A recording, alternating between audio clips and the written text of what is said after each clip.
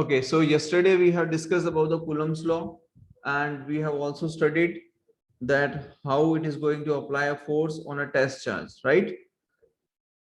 And we also studied about the position of the test charge, nature of the test charge, and the magnitude of the test charge, that how we are going to find it out, right? अभी हम उसी को थोड़ा सा आगे बढ़ते हैं और कुछ प्रॉब्लम्स को देखते हैं मैकेनिक्स के साथ जो मिक्स होकर प्रॉब्लम्स आती हैं उसको हम देखते हैं, जिसमें सबसे पहला है पेंडुलम प्रॉब्लम्स। मतलब मैं एक छोटा छोटा एक एक न्यूमेरिकल लेते हुए दो तीन न्यूमेरिकल्स हैं जो मैं आपको बताऊंगा उसके बेसिस पे कि 12th स्टैंडर्ड का कंसेप्ट और 11th स्टैंडर्ड का कंसेप्ट को मर्ज करके किस तरीके से क्वेश्चंस आ सकते हैं, राइट? तो हम एक क्वेश्चन देखते हैं उसी के लिए। फॉर एग्जाम्पल लेट्स से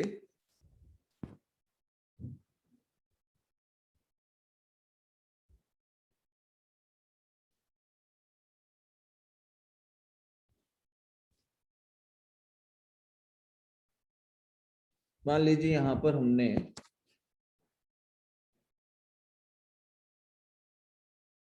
ये इसके परपेंडिकुलर बाइसेक्टर ले लिया,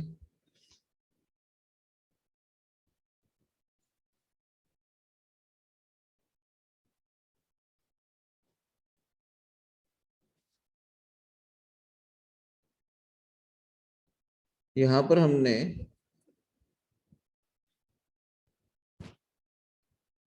इस तरीके से दो स्पीयर्स ले लिए हैं, right? And the spears having a q charge and carrying mass m,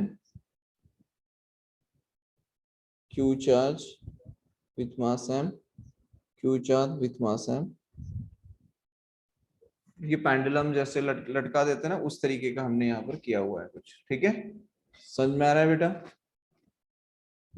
इसको थोड़ा सा सही कर लेते हैं, इसमें एंगल थोड़ा ज्यादा बड़ा दिख रहा है।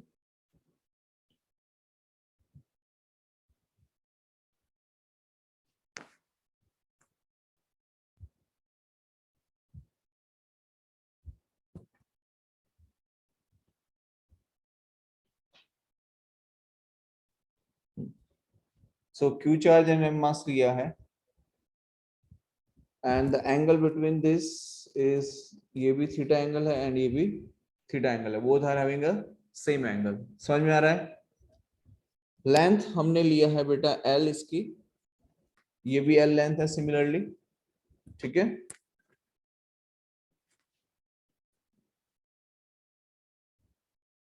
Like this, q charge with m mass l is the length। आपसे पूछा जा रहा है इसमें जो फोर्स लग रहा है, ठीक है, इलेक्ट्रोस्टैटिक फोर्स जो दोनों ही बॉडीज के बीच में लग रहा है, वो फोर्स आपको फाइंड आउट करना है। लेंथ पता है, दोनों के बीच में एंगल थीटा दिया हुआ है, चार्ज q है, मास m है, then find out the electrostatic force between this two bob. ये a है और ये b है। बताइए क्या करेंगे इसके लिए? एक चीज तो क्लियर है, दोनों के बीच में कौन सा फोर्स लग रहा होगा? रिपल्सिव फोर्स लगेगा, because both bodies are positively charge. समझ में आ रहा है? हेलो? Yes sir. पहला स्टेप क्लियर है बेटा सभी को कि यहाँ पर हमने दो बॉडीज ली हैं, दोनों बॉडी चार्ज हैं, एक के पास मतलब बॉम्ब है उसके ऊपर चार्ज है और क्यू चार्ज है, एम मास है, क्यू चार्ज और एम मास है, ठीक है? एल लेंथ का हमने लिया है, यहाँ पर एक स्ट्रिंग है जो कि एल लेंथ की है, and you need to find out the force between them, कि फोर्स कितना आएगा। बताइए कैसे फाइंड करेंगे?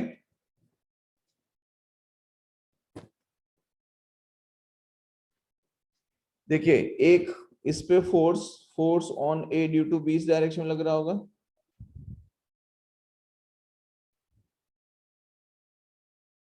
राइट? एक फोर्स इधर लग रहा होगा और एक फोर्स इधर लग रहा होगा, यस और नो? ऑपोजिट डायरेक्शन में फोर्सेस लग रहे होंगे कि नहीं लग रहे होंगे बेटा? Yes sir.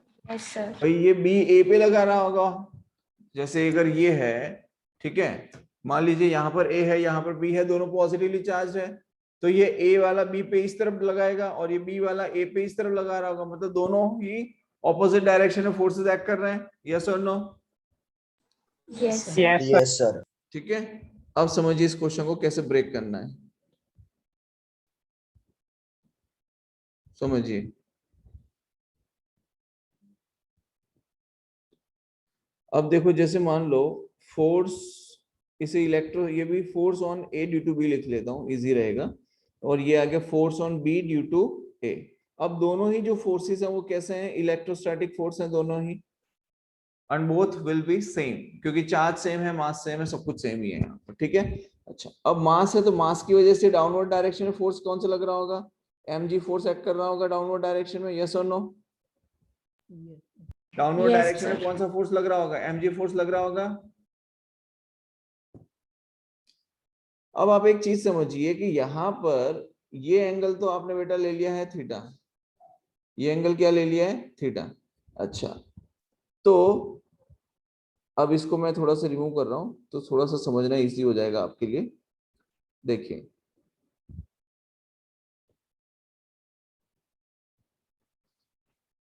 अब यहां पर समझिए कि ये एंगल अगर थीटा है तो ये एंगल भी थीटा होगा कि नहीं होगा? यस और नो? होगा। Yes, sir. अब ये लेंथ कितनी है? एल है। ये लेंथ कितनी है? Yes, sir. एल है। तो ये कितना हो जाएगा? जिसके साथ एंगल बनाया है ये कितना हो जाएगा? ये एल कॉस थीटा हो जाएगा। यस और नो? अरे Yes, हाँ sir. ना बोलो। Yes, sir. हाँ सर। और ये कितना हो जाएगा? ये एंगल, सॉरी, ये लेंथ कितनी हो जाएगी? ये लेंथ, ये हो जाएगी L sine theta, Yes, sir. Right. Similarly ये एंगल थीटा है तो ये एंगल भी क्या आ जाएगा? थीटा आ जाएगा। ये एल लेंथ है, ये कितना हो जाएगा? एल कॉस थीटा होगा कि नहीं होगा? क्योंकि ये एल लेंथ है इस एल लेंथ ने इसके साथ थीटा एंगल बनाया है, तो ये कितना हो जाएगा? एल कॉस थीटा हो जाएगा। यस और नो? राइट। तो यहाँ पर सिमिलरली क्या हो जाएगा? ये वाली जो लेंथ है यहां से यहां तक की, ये लेंथ कितनी हो जाएगी? एल साइन थीटा हो जाएगी ये लेंथ। यस और नो? यस Yes, और नो? sir. तो यहाँ पर ये दोनों जो स्पीयर्स हैं बेटा, इन दोनों स्पीयर्स के बीच की ये जो दूरी है, ये दूरी कितनी आ जाएगी? 2l साइन थीटा आ जाएगी। दोनों स्पीयर्स के बीच में ये जो डिस्टेंस है ये कितना आ जाएगा? 2l साइन थीटा होगा कि नहीं होगा? Yes, sir. राइट। अच्छा, अब एक चीज और समझो, आप लोगों ने 11th स्टैंडर्ड में पढ़ा था जब आप किसी भी ऑब्जेक्ट को, जैसे मान लो ये स्ट्रिंग है और स्ट्रिंग में आपने किसी बॉब को रखा और वो ऐसे स्ट्रेच हो रहा है, तो उसके ऊपर एक और फोर्स लग रहा था स्ट्रिंग के अंदर, तो स्ट्रिंग में लगने वाला फोर्स कौन सा होगा बेटा? Tension. Tension force. Tension force होगा, राइट। तो यहाँ पर इस स्ट्रिंग में क्या लग रहा होगा? टेंशन लग रहा होगा, टी। क्या लग रहा होगा? टेंशन टी लग रहा होगा। अब टेंशन टी लग रहा है यहाँ पर, तो ये वाला कंपोनेंट क्या हो जाएगा? ये वर्टिकल वाला, ये वाला कंपोनेंट टी कॉस थीटा होगा या टी साइन थीटा होगा? T cos theta. T cos theta होगा, राइट। तो ये हो जाएगा आपका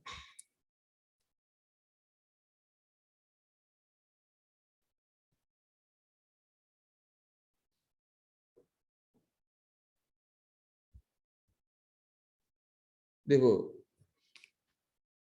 समझो यहाँ पर ये हो जाएगा टी कॉस थीटा। सिमिलरली यहाँ पर लगने वाला फोर्स कौन सा हो जाएगा? टी साइन थीटा हो जाएगा। बोलो, आई बात समझ में? Yes, sir. राइट। सिमिलरली अब आप यहाँ पर एक चीज समझो कि अगर यहाँ पर टेंशन टी लग रहा है इस स्ट्रिंग के अंदर, तो ये कितना हो जाएगा? ये टी कॉस थीटा हो जाएगा। क्या हो जाएगा? टी कॉस थीटा हो जाएगा। और ये कितना हो जाएगा? ये टी साइन थीटा हो जाएगा। बोलो, क्लियर है यहाँ तक? Yes, sir. Yes, sir. अब Yes, sir. यहाँ पर एक ये जो इसको हमने लिया है, ये ए है, और ये बी है। तो बॉल जो बॉब ए है, मान लीजिए जैसे ये बॉब ए है,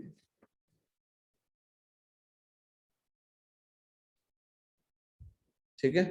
तो इस पे फोर्सेस कौन कौन से एक्ट कर रहे हैं? एक फोर्स एक्ट कर रहा है downward direction, that is mg। दूसरा फोर्स एक्ट कर रहा है अपवर्ड डायरेक्शन में, ये है t cos थीटा, राइट। एक फोर्स यहाँ पे एक्ट कर रहा है, that is t sin theta, और उसी पे a पे लग रहा है एक फोर्स इस डायरेक्शन में, दैट इज ये कितना हो जाएगा? Fe, इलेक्ट्रोस्टैटिक फोर्स लग रहा है, राइट। समझ में आ रहा है बेटा? Yes, sir. Yes, clear sir. है यहाँ तक picture? Yes, sir. Yes, sir. Similarly sir तो बी, एफ बी ए नहीं लगेगा सर उधर? सॉरी, एफ की जगह एफ ई कैसे आया सर उधर? रिपल्सिव फोर्स लग रहा है ना बॉडी ए पे, आप देखो यहाँ पर ये लग रहा है ना, force on A due to B, electrostatic force कर रहा है ना यहाँ पे। तो सर आपने F force on A due to B को एफ ई नाम दिया है सर? हाँ, एफ ही नाम दिया है बेटा, ओके है ना। तो अब क्या हो जाएगा, आप देख सकते हो कि टी कॉस थीटा, ये टी कॉस थीटा किसके इक्विवेलेंट हो जाएगा? mg के इक्विवेलेंट हो जाएगा। और टी साइन थीटा किसके इक्विवेलेंट हो जाएगा? fe के इक्विवेलेंट हो जाएगा, राइट। तो हम यहाँ पर क्या कर सकते हैं बेटा, we can write that t cos theta, just a minute, we can write t cos theta is equals to mg and t sin theta is equals to fe, लिख सकते हैं? यस और नो? Yes, sir. ये equation number 1 हो गई, और ये equation number 2, ठीक है। अब आपको क्या फाइंड करना है यहाँ पर? इलेक्ट्रोस्टैटिक फोर्स फाइंड करना है।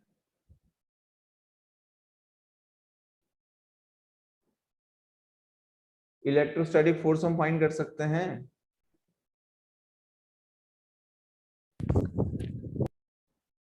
तो इलेक्ट्रोस्टैटिक फोर्स फाइंड करने के लिए F is equals to K Q square by R square, ये फॉर्मूला होता है, राइट। तो यहाँ पर आप डिस्टेंस कितना लेंगे बेटा? 12 sin theta.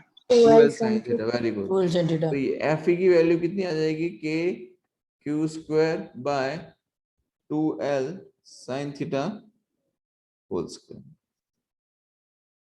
अब मान लीजिए जो भी आपसे पूछा जाए, क्या आप फाइंड आउट कर सकते हैं? आपसे जो भी पूछा जाए आप, बिकॉज अगर आप दोनों को इक्वेट करेंगे या रेशो ले लेंगे T sine theta by T cos theta करके, तो टी टी कैंसिल हो जाएगा। तो ten theta is equals to क्या आ जाएगा? F E by M G आ जाएगा। उसके बेसिस पे आपसे जो भी पूछा जाए वो वहां पर फाइंड आउट करके लिख सकते हैं। एफ ई की वैल्यू पूछ रहे हैं तो एफ ई की वैल्यू भी आप यहाँ पर पुट कर सकते हैं, राइट। समझ में आ रहा है बेटा यहाँ तक? Yes, sir. Yes. क्या कहेंगे उसे? कूलम्ब्स फोर्स या फिर इलेक्ट्रोस्टैटिक फोर्स हम इसे कहेंगे, राइट। अब यहाँ पर आप देखो कि ये जो एंगल है, ये एंगल कितना आ रहा है? थीटा आ रहा है, राइट। और इसमें लगने वाला टेंशन कितना है? ये टेंशन लग रहा है टी। तो अब अगर यहाँ पर आप देखिए कि अगर ये एंगल थीटा है तो ये एंगल भी कितना हो जाएगा? थीटा हो जाएगा। तो ये टेंशन टी लग रहा है, तो ये वाला जो कंपोनेंट है ये हो जाएगा टी कॉस थीटा, और ये वाला जो कंपोनेंट है ये हो जाता है टी साइन थीटा। और m मास का है तो ग्रेविटी जो है, ग्रेविटेशनल पुल कहाँ लग रहा होता है? डाउनवर्ड डायरेक्शन में एक्ट करेगा, तो mg डाउनवर्ड आएगा। तो इस तरीके से हम इक्वेट कर लेते हैं कि ये मान लो बॉडी है, इस पे T cos theta upward direction लग रहा है, नीचे की तरफ लग रहा है mg, राइट साइड में लग रहा है T sine theta, and left side में यहाँ पे लग रहा है इलेक्ट्रोस्टैटिक फोर्स Fe। तो यहाँ पर इन दोनों को और इन दोनों को हमने क्या कर लिया? इक्वेट कर लिया है। बोलो, आई बात समझ में? Yes, sir. आ गया. Yes, sir. Yes, sir. चलिए नेक्स्ट देखिए।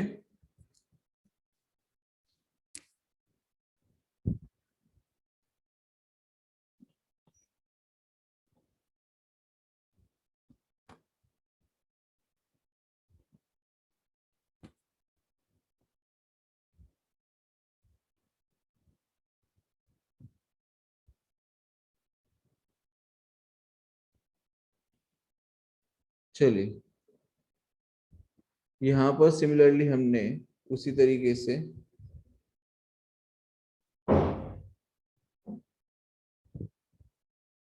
दो स्पीयर्स ले लिए हैं, ठीक है।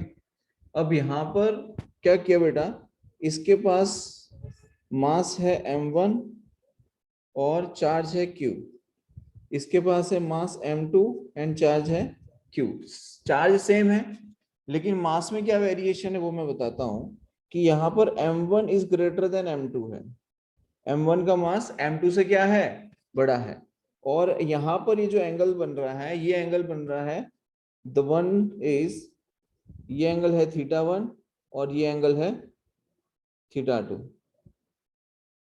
बोलो यहां तक समझ में आया? Yes sir. अच्छा, Yes. अब क्वेश्चन में ऐसा है कि अगर m1 m2 से बड़ा है, क्वेश्चन क्या है, if m1 is greater than m2 then आपके पास तीन ऑप्शन है कि θ1 इज इक्वल टू θ2 होगा, θ1 इज लेस देन θ2 होगा, या θ1 इज इक्वल टू θ2 होगा। ठीक है, कौन सा सही है बताओ? Sir B, second option. Second option, क्यों?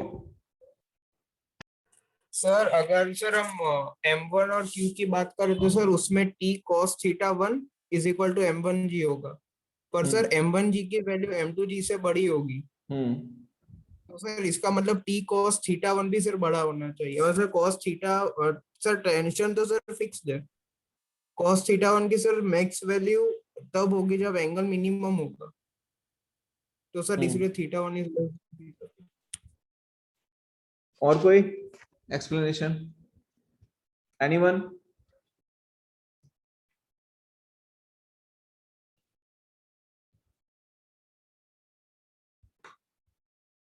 देश, परम, भूमिका? Yes sir.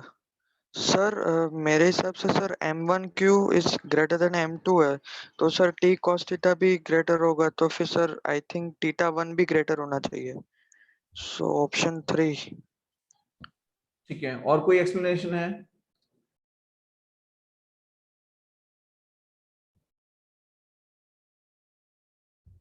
Anyone else? Mishka?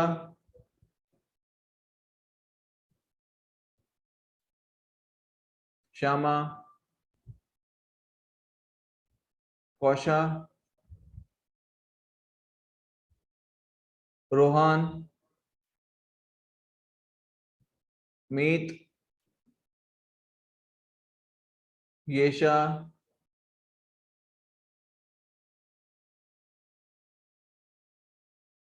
चलिए, नहीं समझ में आ रहा। सपोज मान लीजिए आपको मेरा हाथ दिख रहा है बेटा सभी को, यस सर। ठीक है। अब यहाँ पे बहुत ही मतलब सिंपल तरीके से इसे समझते हैं कि मान लीजिए सपोज ये ऐसा है, ठीक है। पेन दिख रहे हैं दोनों? यस और नो? Yes sir. अब Yes, मान लो sir. ये m1 है, this is m1, this is m2, this is m1, this is m2। अब यहाँ पर देखो m1 का ना मास ज्यादा है m2 से, तो जिसका मास ज्यादा होगा वो थोड़ा सा नीचे की तरफ ज्यादा आएगा। यस और नो? Yes sir. यस तो सर। जब ये नीचे की तरफ आएगा तो उसकी वजह से रिपल्सिव फोर्स भी तो बढ़ेगा दोनों के बीच में। अब इसका मास तो ज्यादा है तो इधर आएगा, तो ये रिपल्शन की वजह से इधर जाएगा कि नहीं जाएगा? Yes sir. Yes sir. ऐसा कुछ हो सकता है क्या?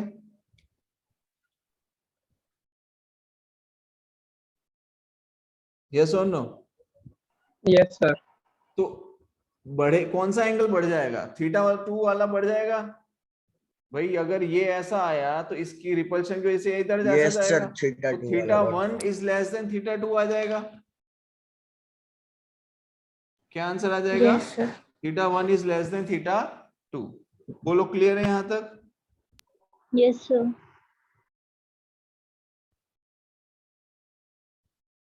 पक्का? Yes sir. Yes sir. Okay, good.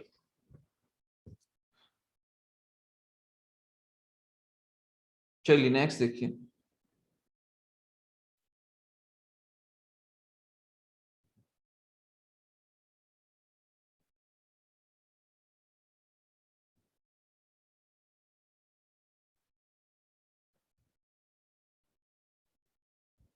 एक और एग्जांपल देखिए, ठीक है।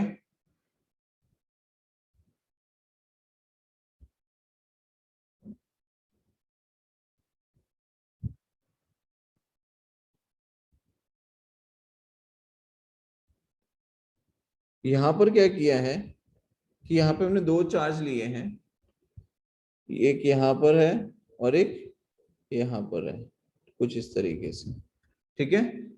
एफ ये mg डाउनवर्ड डायरेक्शन में एक्ट करेगा, इलेक्ट्रोस्टैटिक फोर्स, ये electrostatic force and mg is in downward direction, right. अब ये एंगल बेटा कितना है, 45 है, ये एंगल कितना है 45, और ये एंगल कितना है, ये भी 45 है। अब क्या है कि क्वेश्चन ऐसा है कि in air it is placed at 45 degree angle when the same system, ये पूरा एक सिस्टम है, the same system is placed in a medium, angle will increase और डिक्रीज, ये क्वेश्चन है। समझ में आया क्वेश्चन? यस पक्का?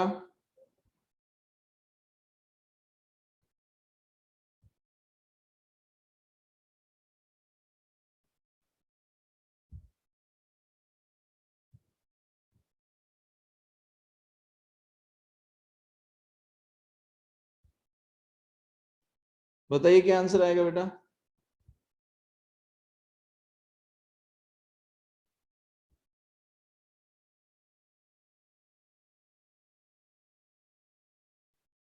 बताओ भाई क्या आंसर आएगा।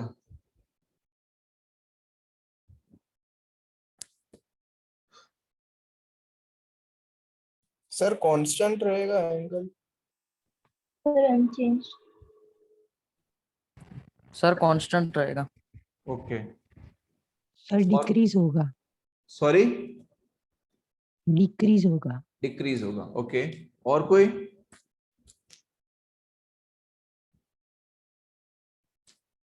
अरे बाकी के बच्चे तो आंसर ही नहीं देते, क्या बात है बेटा, समझ में नहीं आ रहा है क्या? सिद्धांत, शुभम, रोहन, सर डिक्रीज रुद्र, होगा। सर डिक्रीज होगा। डिक्रीज होगा। यस सर माही, डिक्रीज ही होगा।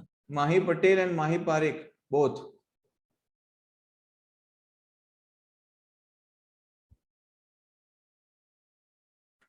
कौशा, सर डिक्रीज होगा। तेजश्री,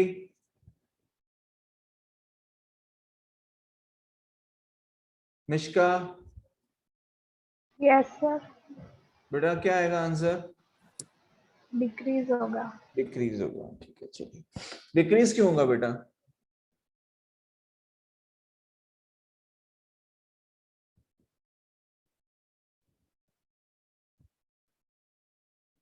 तनिष राज,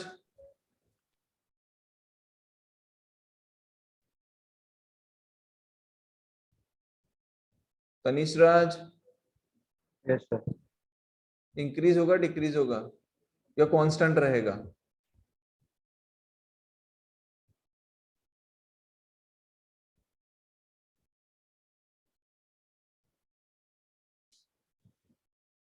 जागृत,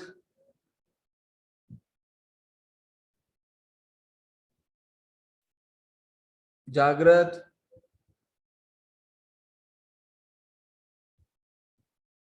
रिद्धि,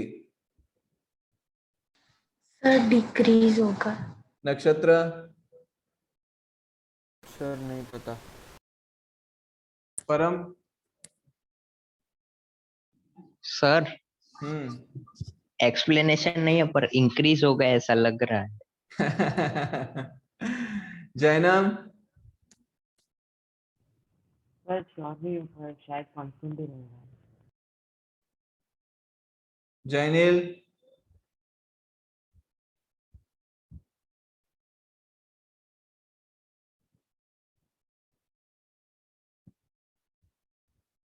चलिए देखें,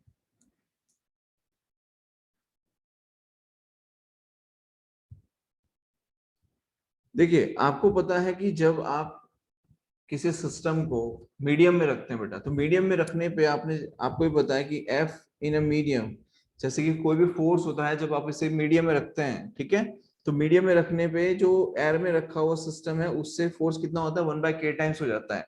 इसका मतलब डेफिनेटली जब आपने एयर की जगह किसी मीडियम में रखा, तो मीडियम में रखने की वजह से ये जो आपका फोर्स है वो क्या होगा, डिक्रीज होगा। जो मीडियम में रखने के बाद आपका जो इलेक्ट्रोस्टैटिक फोर्स है वो क्या हो जाएगा, डिक्रीज हो जाएगा। अगर दोनों के बीच में लगने वाला फोर्स डिक्रीज होगा तो एंगल इंक्रीज होना चाहिए कि डिक्रीज होना चाहिए, बताइए। डिक्रीज होना चाहिए। डिक्रीज होगा, राइट। एंगल क्या हो जाएगा Decrease. बेटा, डिक्रीज हो जाएगा। तो डिक्रीज होगा। The right answer is angle will decrease.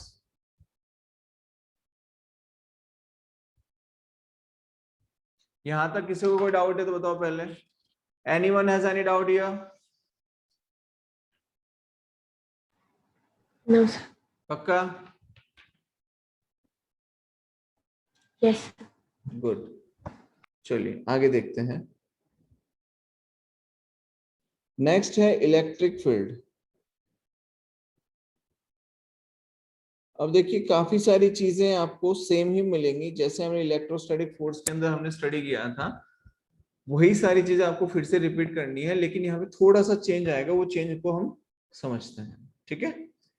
सो सबसे पहले तो आपको एक चीज क्लियर है कि अगर यहाँ पर आपने +q चार्ज लिया है और r डिस्टेंस पे आपने q0 चार्ज लिया है। अब यहाँ पर एक चीज याद रखना कि here we are taking q0 as a positive charge. Conventionally हम उसे q0 को क्या मान लेंगे, पॉजिटिव मान के चल रहे हैं, ठीक है। तो I can say take test charge q0 positive, take test charge q0 positive conventionally।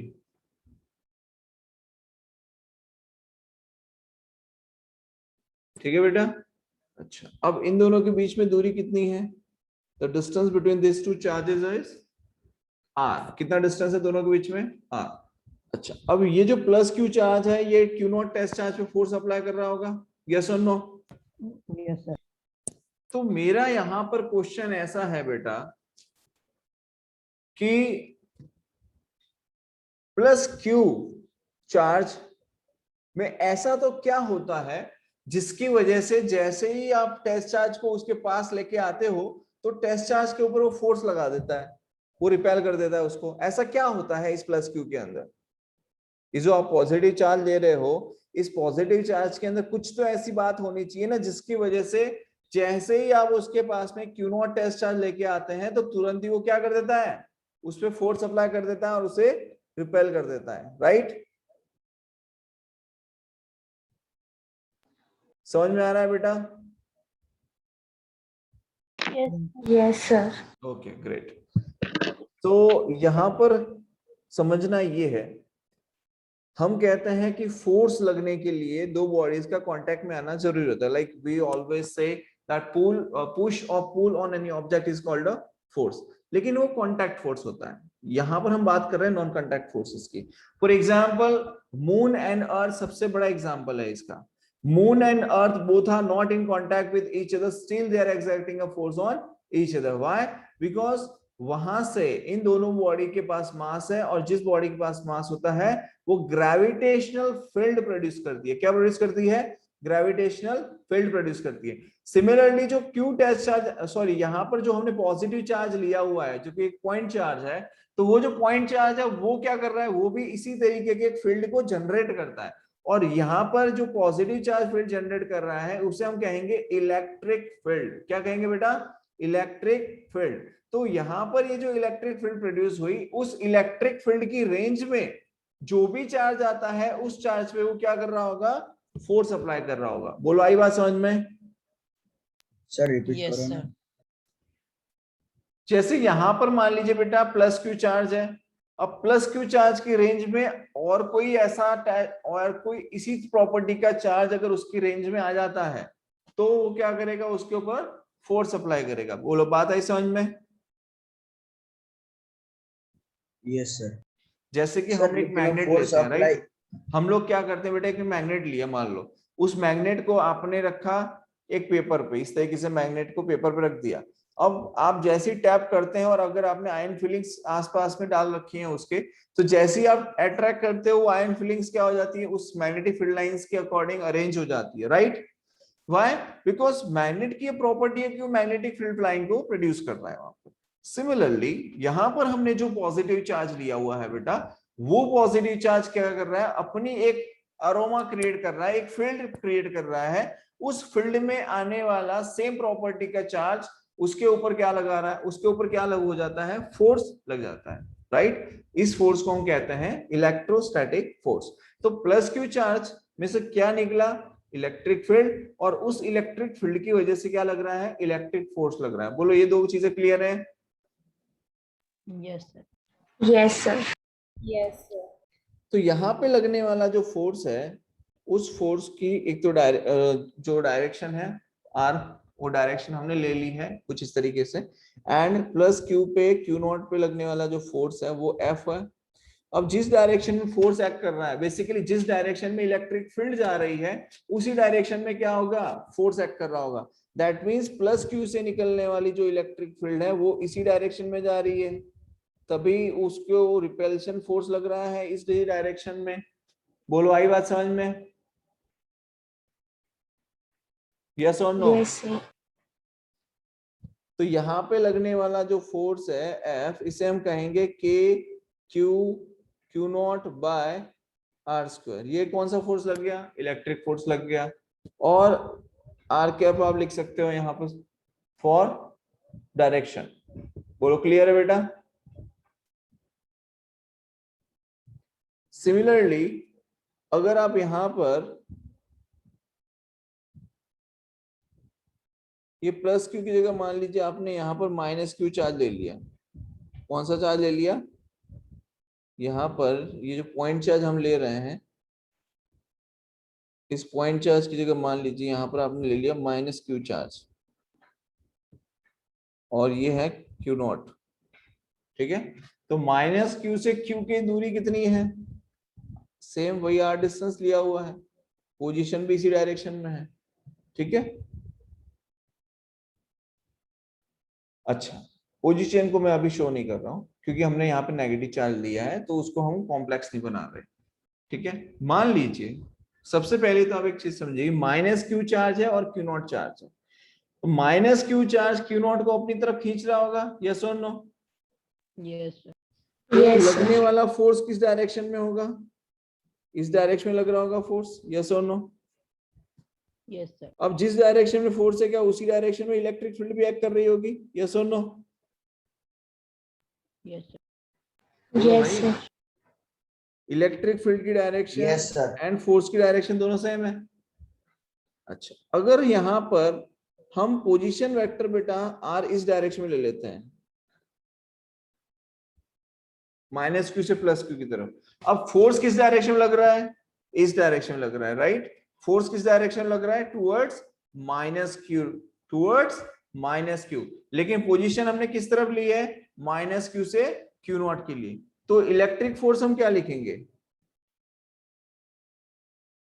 F is equals to minus K Q naught by R square into R cap. क्यों माइनस लिया, बिकॉज इलेक्ट्रिक फील्ड या electric force की direction और position की direction दोनों कैसी हैं, opposite है, इसलिए हमने यहां पर क्या ले लिया, माइनस साइन लिया। बोलो क्लियर है यहां तक? यस। Yes, sir. पक्का? सर हम Yes, sir. Sorry, R cap क्यों लगाते हैं उसको? आवाज नहीं आई बेटा, क्या बोल रहे हैं? सर आर कैप क्यों लगाते हैं? आर कैप बेटा पोजीशन को रिप्रेजेंट करने का काम करता है ना। हाँ सर, लेकिन उसमें इसका क्या जरूरत है डायरेक्शन सर? का पता कैसे चलेगा अदरवाइज? डायरेक्शन का पता कैसे बताओगे आप? Okay sir. बिना डायरेक्शन के तो आप काम ही नहीं कर पाएंगे ना, बिकॉज फोर्स तो वेक्टर क्वांटिटी है और वेक्टर क्वांटिटी को रिप्रेजेंट करने के लिए डायरेक्शन तो चाहिए ही चाहिए, राइट? Yes sir.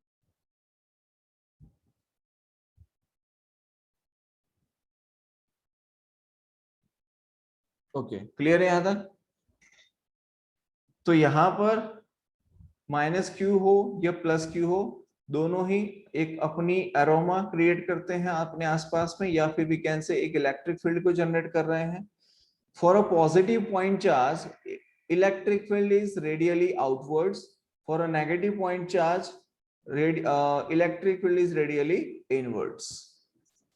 ठीक है, देखो ये माइनस क्यू चार्ज लिया है बेटा आपने, तो इसकी डायरेक्शन कैसी आ रही है? अंदर की तरफ आ रही है। और यहाँ प्लस क्यू चार्ज लिया था, तो इसके लिए डायरेक्शन कहाँ जा रही थी इलेक्ट्रिक फील्ड की? आउटवर्ड जा रही थी। तो what we can say, for a positive charge, for a positive charge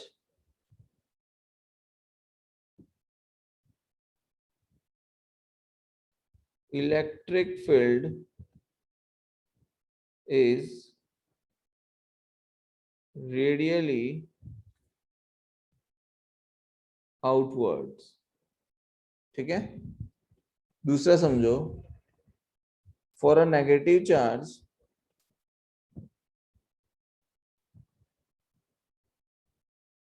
electric field is radially inwards। यहां तक क्लियर है बेटा?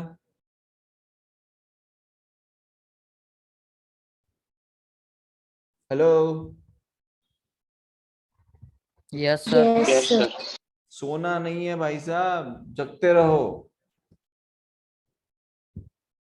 देखिए, तो यहां पर हम ये कह सकते हैं कि इलेक्ट्रिक फील्ड की डायरेक्शन और फोर्स की डायरेक्शन दोनों सेम है, और इलेक्ट्रिक फील्ड को अगर हम रिप्रेजेंट करना चाहते हैं तो you can represent it in this way, that electric field E is equals to F by Q naught. बोलो आई बात समझ में? एंड अगर डायरेक्शन की बात करते हैं तो electric field and electric force both have same direction, दोनों की जो डायरेक्शन वो कैसी होगी? पैरेलल होगी। बोलो यहां तक क्लियर है? अच्छा, Yes, sir. दूसरी एक और इम्पोर्टेंट चीज समझिए कि इस चैप्टर में जो हम इलेक्ट्रिक फील्ड की बात कर रहे हैं बेटा, तो electric field is conservative in nature in this chapter. इस चैप्टर में हम कहेंगे कि इलेक्ट्रिक फील्ड जो है वो कैसी है? कंजर्वेटिव है, राइट? लेकिन आगे के कुछ चैप्टर्स आएंगे जिसके अंदर वो नॉन कंजर्वेटिव भी होगी। क्यों? बिकॉज यहाँ पर क्या हो रहा है कि जो इलेक्ट्रिक फील्ड है वो किसकी वजह से मिल रही है? तो हमें टेस्ट चार्ज सॉरी वो मिल रही है हमें, जो चार्ज है वो कैसी कंडीशन में है? रेस्ट कंडीशन में है, राइट? और यहाँ पे जो लगने वाला जो फोर्स है वो फोर्स कैसा है? वन डायमेंशनल फोर्स है। कैसा फोर्स है बेटा? Electrostatic force is a one dimensional force, right? So here in this chapter we can say electric field in this chapter is electric field in this chapter electric field in this chapter is conservative। कैसी है? Conservative। Why? Because system is system of charge is at rest condition। बोलो यहां तक clear है? Yes. दूसरी चीज हम ये भी कह सकते हैं, एज फोर्स ड्यू टू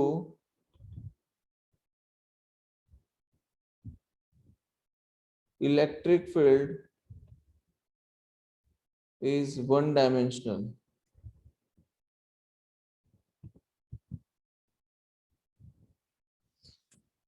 बोलो क्लियर है यहां तक? Yes, sir. अब दूसरी चीज समझिए, इलेक्ट्रिक फील्ड की ऐसा यूनिट क्या होती है? इलेक्ट्रिक फील्ड की एसआई यूनिट क्या होती है भाई साहब? न्यूटन पर कूलम। क्या होती है? न्यूटन पर कूलम। या फिर दूसरी होती है वोल्ट पर मीटर। ये दो इलेक्ट्रिक फील्ड की ऐसा यूनिट है, सॉरी ऐसा यूनिट है न्यूटन पर कूलम, ठीक है। और दूसरी एक यूनिट है जिसे हम कहते हैं वोल्ट पर मीटर। यहां तक क्लियर है? Yes, sir. Yes, sir. Yes, sir, sir. यहां तो कोई डाउट नहीं होना चाहिए। Yes. अब यहां पर जो है, मैं एक चीज जो आपको बताने जा रहा हूं, उसमें समझने वाली बात यह है कि इलेक्ट्रिक फील्ड अभी तक हमने जो देखी वो हमने ली थी पॉइंट चार्ज के लिए। किसके लिए ली थी? पॉइंट चार्ज के लिए। अब यहां पर हम इलेक्ट्रिक फील्ड ले रहे हैं due to system of charge. किसके लिए ले रहे हैं? Electric field due to system of charge. कैसे समझिए, इलेक्ट्रिक फील्ड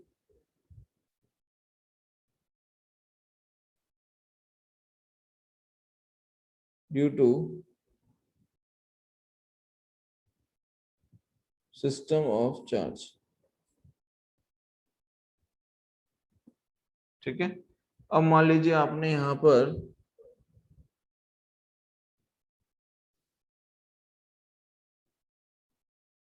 पे एक इस तरीके से बॉडी ले ली, जिसमें हमने क्या रखा हुआ है? जिसमें हमने रख दिया पॉजिटिव चार्ज, सपोज इस तरीके से। अब हमने क्या किया बेटा, यहाँ पर जैसे हमने बताया कि भाई क्यू नॉट टेस्ट चार्ज आप यहाँ पर लेके आते हैं, तो क्या होगा कि यहाँ पर इसकी इस बॉडी की वजह से इस क्यू नॉट टेस्ट चार्ज पे इलेक्ट्रिक फील्ड एक्ट कर रहा होगा कुछ इस तरीके से, राइट। और इलेक्ट्रिक फील्ड को हम क्या लिखते हैं? That electric field is equals to vector F by Q naught. Yes और नो? लेकिन यहां पर ये डेफिनेशन गलत हो जाएगी। कैसे गलत हो जाएगी?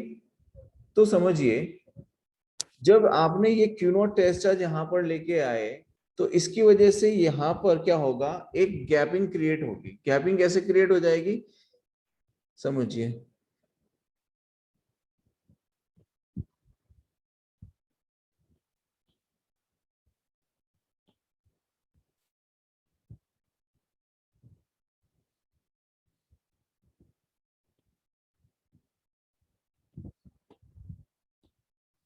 मान लीजिए ये जो टेस्ट चार्ज यहाँ पर था, ये क्या था? पहले तो स्कैटर्ड था, मतलब यूनिफॉर्मली डिस्ट्रीब्यूटेड भी कैन से।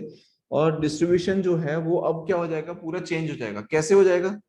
तो ये क्यू नॉट टेस्ट चार्ज जो आया, इसकी वजह से जो चार्ज था वो सारा एक तरफ आ गया, मतलब रिपल्शन की वजह से कहाँ आ जाएगा? एक तरफ आ जाएगा, ठीक है।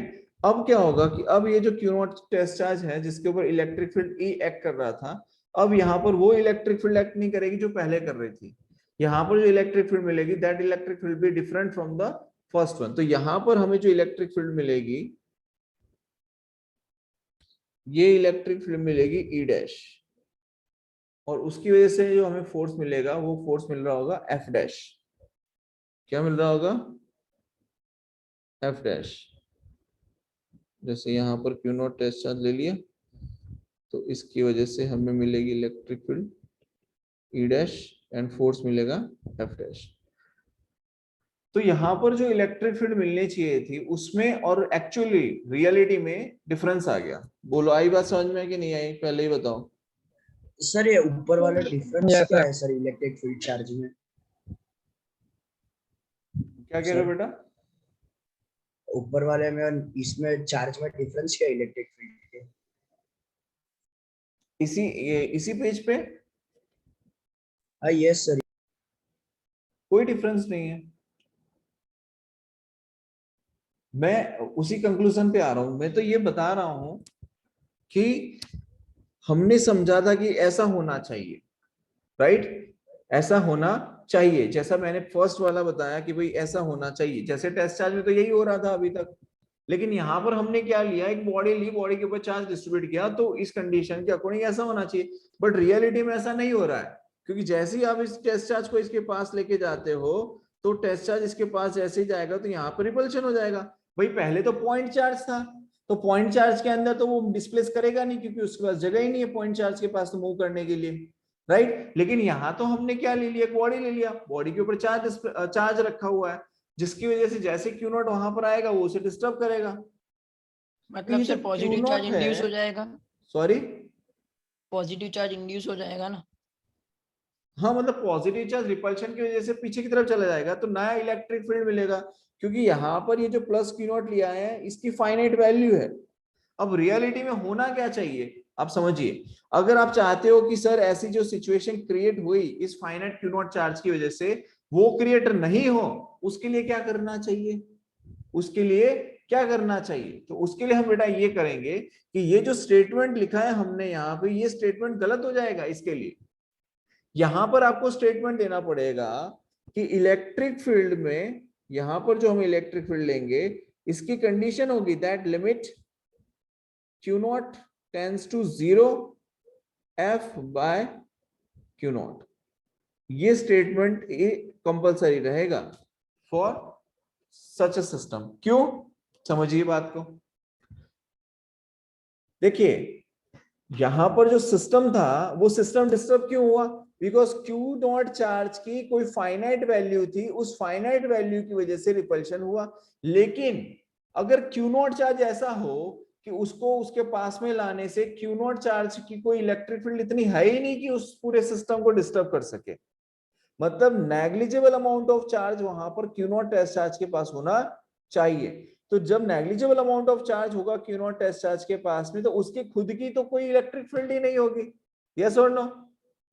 जब खुद की इलेक्ट्रिक फील्ड नहीं होगी तो प्लस ये जो सिस्टम है, इस सिस्टम की वजह से जो इलेक्ट्रिक फील्ड प्रोड्यूस हुई उसको वो डिस्टर्ब नहीं करेगा। बोलो आई बात समझ में?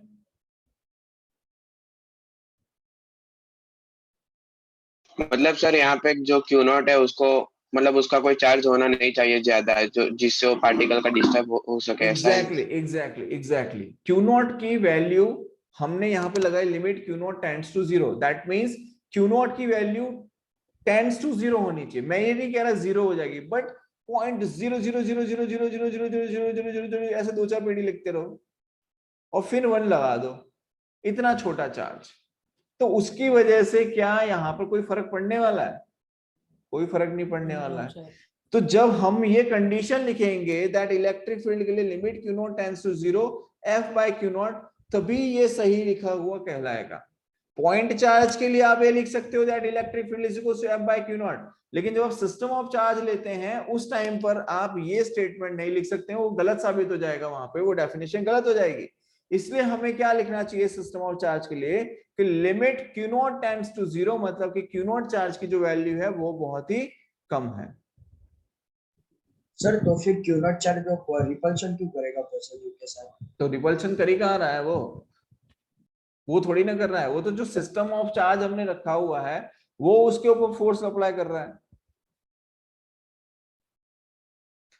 टेस्ट चार्ज लेने का रीजन ही बेटा ये होता है, मैंने कल बताया था आपको कि मैं टेस्ट चार्ज के बारे में बात करूंगा आपसे कल। देखिए टेस्ट चार्ज का मतलब ये होता है कि हम उस टेस्ट चार्ज की मदद से चेक कर रहे हैं सिर्फ कि उस पॉइंट पे क्या इलेक्ट्रिक फील्ड या इलेक्ट्रिक फोर्स एक्ट कर रहा है कि नहीं कर रहा है, इतना ही काम होता है टेस्ट चार्ज का। तो टेस्ट चार्ज की एज सच कोई खास वैल्यू नहीं होती है, मतलब वैल्यू इन द सेंस उसका कोई इतना मैग्नीट्यूड नहीं होता है कि वो खुद से इलेक्ट्रिक फील्ड जनरेट करे और अपने आसपास की सराउंडिंग को डिस्टर्ब करे। बोलो आई बात समझ में?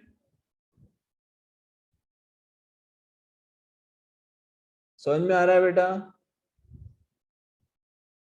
Yes sir. Yes, sir. यहां पे मेरे कहने का मतलब ये है कि अगर आपको किसी पॉइंट P पे ये सिस्टम ऑफ चार्ज लिया हुआ है, मान लीजिए ये हमने यहां पर हमने सिस्टम ऑफ चार्ज लिया हुआ है, ठीक है, और आप ये चाहते हैं कि इस पॉइंट P पे आपको एक फिक्स मतलब एक जो actual value of electric field है वो मिले।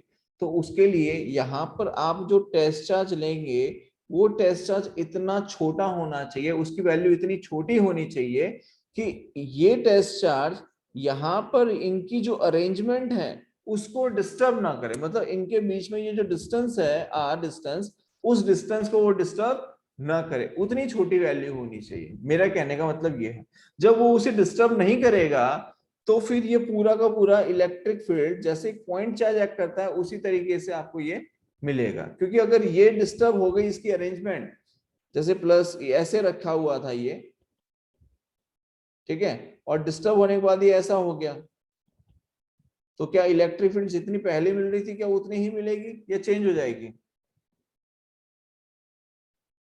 चेंज हो जाएगी, राइट? Yes sir. तो हमारा कहने का मतलब ये है सर कि मतलब वो टेस्ट चेंज चार्ज ऑफ की क्यू नॉट वैल्यू चार्ज। इतनी छोटी होनी चाहिए कि इनके बीच में ये जो अरेंजमेंट्स है उस अरेंजमेंट को डिस्टर्ब ना करे। बोलो, क्लियर है? Yes sir. Yes, sir. पक्का सबको समझ में आया? Yes, sir. तो for a system of charge आपको क्या लिखना पड़ेगा? That electric field A is equals to limit Q naught tends to 0 F by Q naught. बोलो, आई बात समझ में बेटा? सर अगर अरेंजमेंट मतलब आपने जो बोला कि अगर वो डिस्टर्ब होती है तो सर डायरेक्शन में फर्क आता है ना? डायरेक्शन में फर्क नहीं आएगा, उसके अंदर जो इलेक्ट्रिक फील्ड मिल रही थी उसमें फर्क आ जाएगा। डायरेक्शन तो वही रहेगी, रिपल्सिव रहेगी डायरेक्शन तो, लेकिन वहां पर जो उसकी वैल्यू मिल रही थी उस वैल्यू में चेंज आ जाएगा। Okay sir. समझ में आया? Yes sir. Yes, sir. Sir चलिए, अब हम समझते हैं electric field due to various system.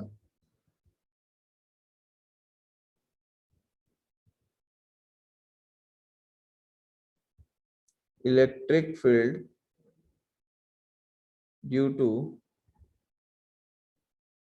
Various system, ठीक है।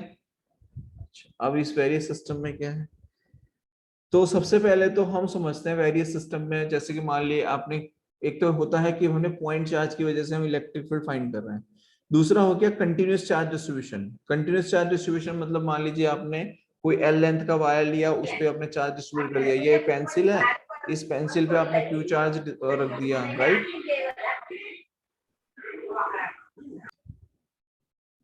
सर वो रिपीट करो ना, आप जो समझा रहे थे वो। हाँ, मैं ये समझा रहा हूँ बेटा कि electric field due to various system. अब वेरियस सिस्टम में क्या होता है कि मान लो एक होता है आपका पॉइंट चार्ज होता है, एक होता है कि मान लो आपने कोई ये एल लेंथ लिया है, ठीक है, उस पे आपने चार्ज को डिस्ट्रीब्यूट किया है यूनिफॉर्मली। इस तरीके से आपने मान लो कोई रिंग ली है, उस रिंग पे आपने चार्ज को डिस्ट्रीब्यूट किया हुआ है यूनिफॉर्मली या नॉन यूनिफॉर्मली, राइट? तो इस तरीके से हम समझेंगे अब कि वेरियस सिस्टम में जब हम चार्ज डिस्ट्रीब्यूट करते हैं तो उसकी वजह से मिलने वाली जो इलेक्ट्रिक फील्ड है वो कैसी रहती है। समझ में आया? तो इसमें सबसे पहले हम देखते हैं electric field due to various system में सबसे पहले देखते हैं पॉइंट चार्ज की, ठीक है। So electric field due to point charge से स्टार्ट करेंगे। सबसे पहले इलेक्ट्रिक फील्ड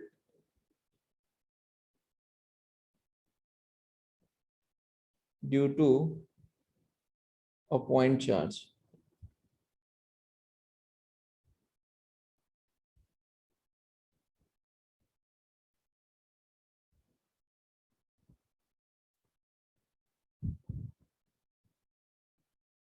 तो मान लो यहाँ पर जैसे हमने एक प्लस क्यू चार्ज लिया और यहाँ पर हमने एक क्यू नॉट टेस्ट चार्ज लिया और इन दोनों के बीच में डिस्टेंस ले लिया आर, तो इस पे लगने वाला जो फोर्स है उसकी डायरेक्शन डेफिनेटली ये होगी।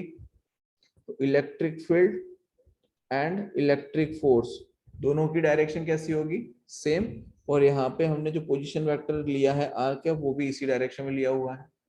तो यहाँ पर फोर्स को हम लिखते हैं बेटा F is equals to K Q naught by R square into R cap, और इलेक्ट्रिक फील्ड को हम क्या लिखते हैं पॉइंट चार्ज के लिए, vector F by Q naught. तो वेक्टर एफ की वैल्यू है K Q naught by R square into R cap into 1 by Q naught. ये क्यू नॉट से क्यू नॉट गया, तो इलेक्ट्रिक फील्ड क्या आ जाएगा, ये आ जाएगा K Q by R square into R cap. बोलो यहां तक कोई डाउट है? No sir. और यहाँ No, पर sir. इलेक्ट्रिक फील्ड की डायरेक्शन कैसी है, रेडियली आउटवर्ड्स। कैसी है बेटा इलेक्ट्रिक फील्ड की डायरेक्शन? Radially outwards. तो I can say electric field is radially outwards. Clear है यहां तक? हाँ भाई क्लियर है? Yes, sir. चलिए बहुत बढ़िया। अब समझिए यहाँ पर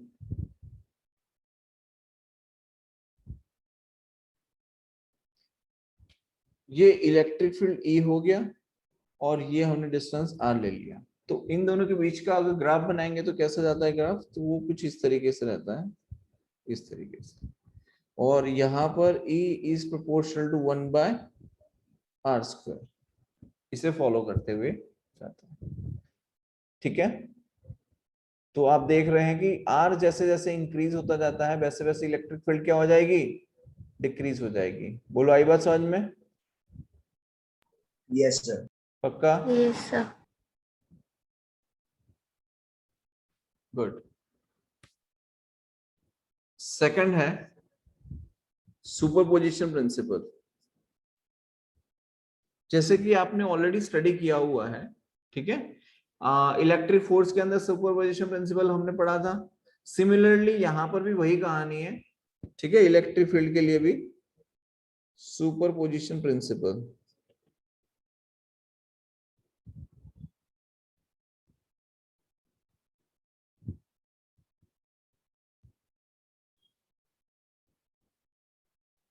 चलिए देखिए,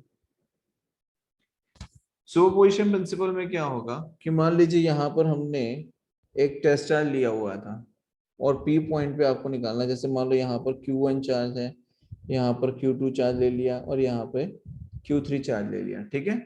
और यहाँ पर कोई पॉइंट P है, इस पॉइंट P पे आप क्या फाइंड करना है, इलेक्ट्रिक फील्ड फाइंड करनी है Q1 Q2 और Q3 की वजह से। तो प्लस Q1 की वजह से इस डायरेक्शन में जाएगा, प्लस Q2 की वजह से इस डायरेक्शन में जाएगा, और प्लस Q3 की वजह से इस डायरेक्शन में जाएगा। बोलो आई बात समझ में? Yes sir. ठीक है, तो ये electric field E1 plus Q2 की वजह से electric field E2 plus Q3 की वजह से इलेक्ट्रिक फील्ड E3। यहां तक समझ में आया? तो P Yes, sir. पॉइंट पे जब आपको नेट इलेक्ट्रिक फील्ड फाइंड करनी है बेटा, तो हम क्या लिख सकते हैं, that net electric field at point P is equals to E1 plus E2 plus E3। समझ में आया यहां तक?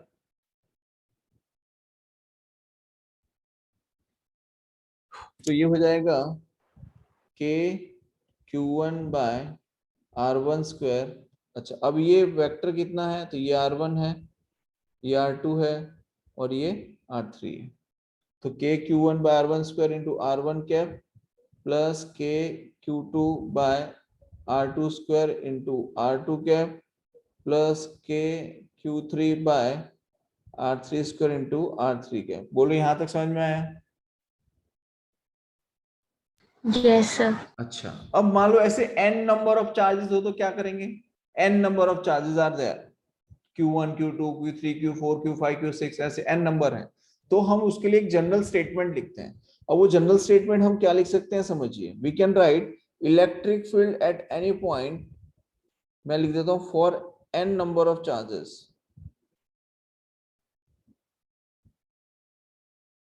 ठीक है। So what we can say, electric field at point P is equals to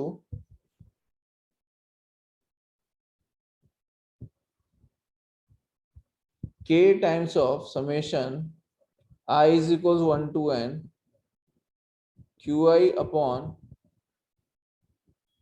Ri square into Ri cap,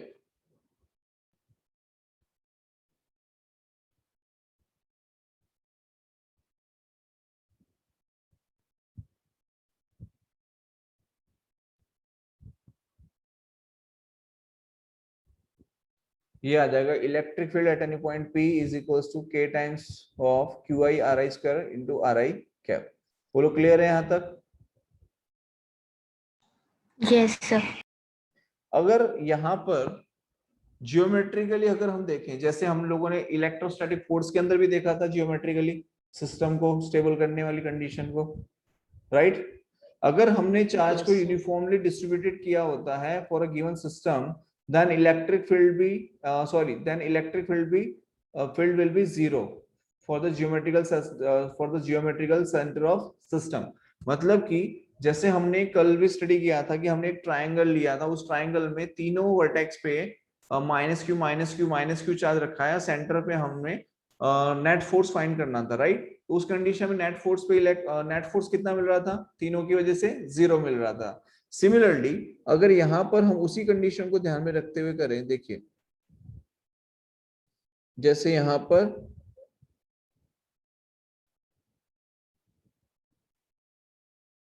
ये हमने charges ले लिए, सपोज -q इस तरीके से, राइट? और यहाँ पर ये आपका सेंटर हो गया, इस सेंटर पे फाइंड करना है। सो वी नो दैट कि सेंटर पे जब आप फाइंड करते हैं, ठीक है, तो ये जो टेस्ट चार्ज हमने क्या कंसीडर किया? पॉजिटिव, तो -q से अपनी तरफ खींच रहा होगा कुछ इस तरीके से,